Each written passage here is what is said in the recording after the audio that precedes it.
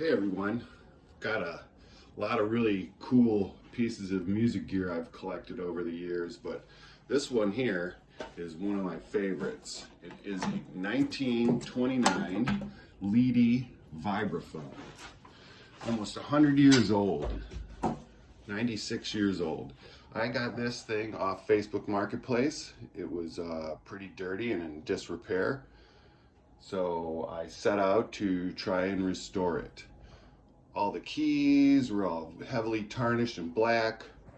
All the strings and the felts all needed to be replaced.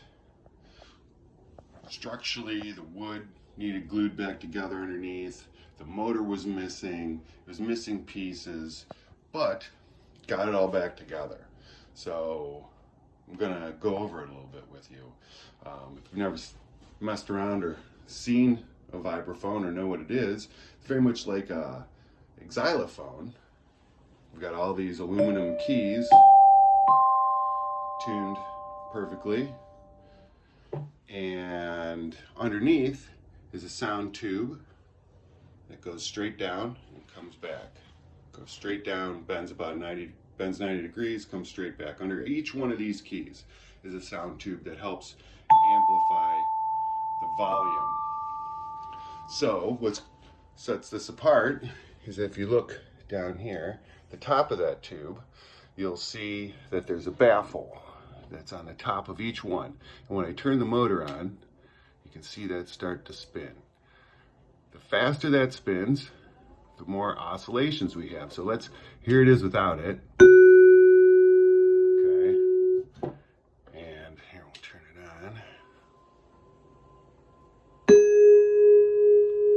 The faster we turn it up, the faster those oscillations repeat.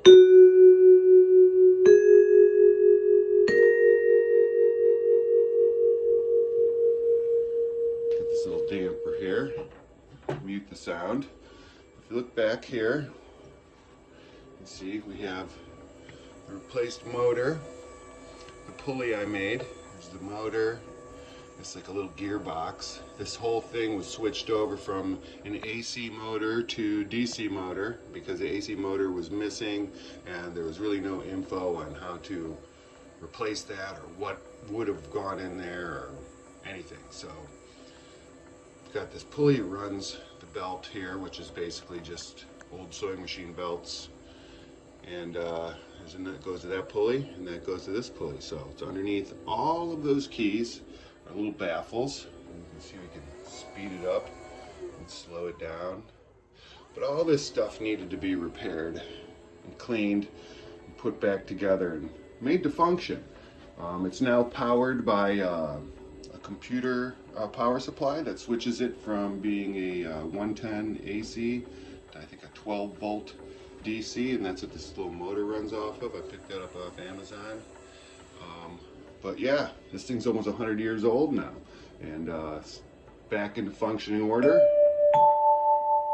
What's really cool is, as you can see, it's not very thick, portable, and you can play out with it, and that's what I plan on doing.